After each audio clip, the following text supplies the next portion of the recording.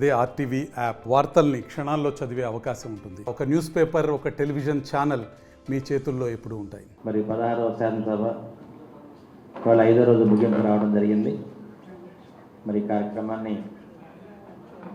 మరి ఎవరైతే 2024లో గెలిచిన శాసనసభ్యులందరూ కూడా ఈ కార్యక్రమానికి వచ్చి 5 రోజులు కూడా విజయవంతం చేయడం జరిగింది. ఏదైతే 2019, 2024 మధ్యలో వైసీపీ ప్రభుత్వం జగన్మోహన్ రెడ్డి గారు ముఖ్యమంత్రిగా ఉన్నప్పుడు వ్యవస్థలన్నీ కూడా ఏ విధంగా పాడైపోయినాయో చర్చించుకోవడం జరిగింది. మరి దెయ్యాలు వేదాలు వలిచినట్టు జగన్మోహన్ రెడ్డి గారు వాళ్ళ ఎమ్మెల్యేలు కానీ వీళ్ళు ఎవరు కూడా అసెంబ్లీకి రావడం జరగలేదు. ఎందుకంటే వ్యవస్థలన్నీ పాడు చేసిన వ్యక్తి మరి వాళ్ళ భయంతో అసెంబ్లీకి రాకుండా తాడేపల్లి ప్యాలెస్లో ఉండటం జరిగింది. దీన్నంతా కూడా ప్రజలు గమనిస్తున్నారు.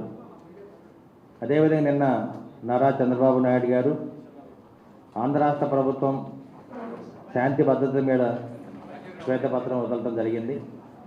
నిజంగా ఆంధ్ర రాష్ట్రంలో జరిగిన దుర్మార్గాలు కానీ, దాడులు కానీ, హత్యలు కానీ ఇవన్నీ చూస్తే ప్రతి వ్యక్తి యొక్క గుండె మనసు కరిగిపోద్ది, చాలా భారం అయిపోద్ది. నిన్న అసెంబ్లీలో జరిగిన చర్చ మరి ఆంధ్ర రాష్ట్రం యొక్క శాంతి భద్రత మీద చర్చించినప్పుడు మరి ప్రతి ఎమ్మెల్యే గుండె కూడా కరిగిపోయింది, భారం అయిపోయింది. అదేవిధంగా టీవీలో చూస్తున్న ఆంధ్ర రాష్ట్ర ప్రజలందరూ కూడా దీని మీద చర్చించుకుంటూ ఉన్నారు. నిజంగా ఇన్ని నేరాలు ఘోరాలు జరిగినాయని అందరూ కూడా ఒకసారి వెనక్కి తిరిగి చూసుకొని భయపడిపోయే పరిస్థితి వాళ్ళ ఆంధ్ర రాష్ట్రంలో ఉంది. మరి ఏదో విధంగా 2024లో ఎలక్షన్ జరిగిన తర్వాత ప్రజలందరూ కూడా శాంతిని కోరుకుంటూ వాళ్ళ రాక్షస రాజ్యాన్ని పారదోని మరి చంద్రబాబు రాజ్యాన్ని తెచ్చుకున్నాము. దానికి అండగా పవన్ కళ్యాణ్ గారు ఉన్నారు. ఒక మానవత్వానికి నిలువుటద్దాం నారా చంద్రబాబు నాయుడు గారు, అదేవిధంగా ఒక పట్టుదలకు నిలువుటద్దాం పవన్ కళ్యాణ్ గారిని గుర్తుపెట్టుకోండి. అదేవిధంగా నరేంద్ర మోడీ గారి మరి సహాయంతో, దీవెనలతోటి వాళ్ళ రాష్ట్రం శాంతి సుఖాలతో ఉంది.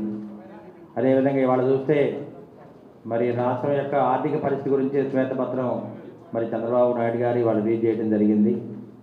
ఏదైతే 11.5 లక్షల కోట్ల అప్పు ఈ 5 ఏళ్ళలో జగన్మోహన్ రెడ్డి గారు తీసుకొచ్చారో దాంట్లో ఎంత ఖర్చు పెట్టారో కూడా వాళ్ళు వివరంగా చెప్పడం జరిగింది.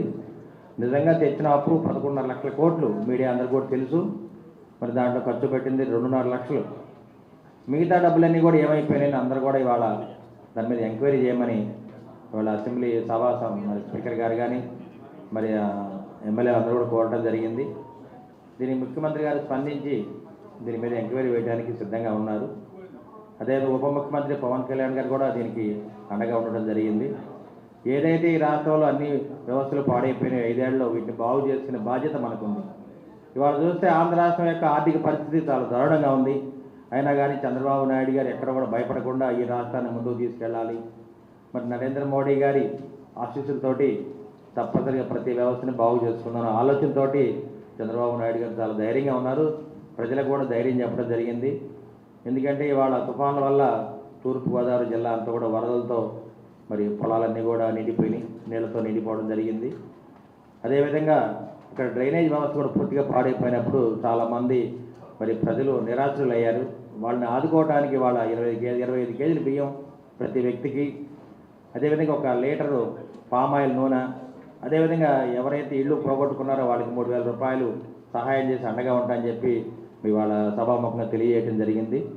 మరి ఆంధ్ర రాష్ట్ర ప్రజలందరూ కూడా ఎటువంటి ఇబ్బందులు ఉన్నా కానీ నారా చంద్రబాబు నాయుడు గారు ముఖ్యమంత్రిగా ఉండి పవన్ కళ్యాణ్ గారు ఉప ముఖ్యమంత్రి ఉన్నారు కాబట్టి ఎటువంటి వ్యవస్థలైనా మనం ఎదుర్కొంటామని చెప్పి వాళ్ళందరూ కూడా ధైర్యంగా కలిగింది. ఎందుకంటే ఉదూ తుఫాన్ అప్పుడు కానీ, తిత్లీ తుఫాన్ అప్పుడు కానీ వాళ్ళు జరిగిన తుఫాను పరిస్థితులు కూడా ప్రజలకు అండగా ఉండటానికి ప్రభుత్వం ఎన్ని గడ్డు పరిస్థితులు ఉన్నా, ఆర్థికంగా ఇబ్బందిగా ఉన్నా కానీ రైతు సోదరుల్ని అందరిని ఆదుకుంటా అని చెప్పి వాళ్ళ సభాముఖంగా తెలియజేయడం జరిగింది. ఇదంతా మీడియా వాళ్ళకు కూడా తెలియజేస్తున్నాము. ఇవాళ ఒకటే మీడియా మిత్రులు ప్రజలకు తెలియజేయాల్సింది ఒకటే, ఎటువంటి కష్టాలున్నా శాంతి భద్రతలు కాపాడటానికి నారా చంద్రబాబు నాయుడు గారు ఉన్నారు, పవన్ కళ్యాణ్ ఉన్నారు. అదేవిధంగా ఎక్కడ ఇబ్బందులు ఉన్నా, తుఫాన్లు వచ్చినా కానీ, ఎటువంటి గడ్డు పరిస్థితులు ఉన్నా కానీ ప్రభుత్వం అండగా ఉంటుంది, ప్రజలను ఆదుకుంటుందని చెప్పి వాళ్ళు తెలియజేయటం అయింది. అదేవిధంగా రాబోయే కాలంలో రైతులకి, రైతు సోదరులకి, రైతు బిడ్డలకి అండగా ఉండటానికి రేపు రాబోయే కాలంలో ప్రతి ఎకరాకి 20,000 రూపాయలు పెట్టుబడి కూడా త్వరలో ఇస్తామని చెప్పడం జరిగింది. అదేవిధంగా ఆడబిడ్డ నిధి కింద ప్రతి నెలకి 1,500 రూపాయలు బ్యాంకులో డిపాజిట్ చేయడం జరుగుద్ది. ఇవన్నీ కూడా రాబోయే కాలంలో 1 నెల 2 నెలల్లో తప్పనిసరిగా ప్రతి వ్యక్తికి ఈ ఆంధ్ర రాష్ట్రంలో ఎవరైతే రైతులు ఉన్నారో, చదువుకున్న విద్యార్థులు ఉన్నారో, మహిళలు ఉన్నారో వాళ్ళందరూ కూడా అండగా ఉంటామని చెప్పి వాళ్ళ చంద్రబాబు నాయుడు గారు, పవన్ కళ్యాణ్ గారు కూడా చెప్పడం జరిగింది. ఒక్కటే మేము చెప్పే సమాధానం అసలు ద్వారా చంద్రబాబు నాయుడు గారు కానీ, పవన్ కళ్యాణ్ గారు కానీ ప్రజలు ఎటువంటి ఇబ్బందుల్లో ఉన్నా కానీ వారిని ఆదుకోవడానికి మేము సిద్ధంగా ఉన్నామని చెప్పి సభాముఖంగా తెలియజేస్తూ, ఇదంతా మీడియా మిత్రులు కూడా ప్రజలకు తీసుకెళ్లాల్సిన బాధ్యత మీకు ఉంది కాబట్టి ఎక్కడ ఏ కష్టం వచ్చినా ముందుండేది మీడియా మిత్రులు, అదేవిధంగా వారి తర్వాత రాజకీయ నాయకులు కాబట్టి మనం అందరం కూడా కలిసికట్టుగా ప్రజలకు అండగా ఉండాలని చెప్పి ఒక మెసేజ్ ప్రజలకు పంపించాలని చెప్పి మీడియా ముఖంగా తెలియజేస్తున్నాను. ధన్యవాదాలు. మరిన్ని వీడియోస్ కోసం ఛానల్ ని సబ్స్క్రైబ్ చేయండి. లేటెస్ట్ అప్డేట్స్ కోసం వాట్సాప్ ఛానల్ ని ఫాలో చేయండి. అండ్ లింక్ డిస్క్రిప్షన్ లో ఉంది.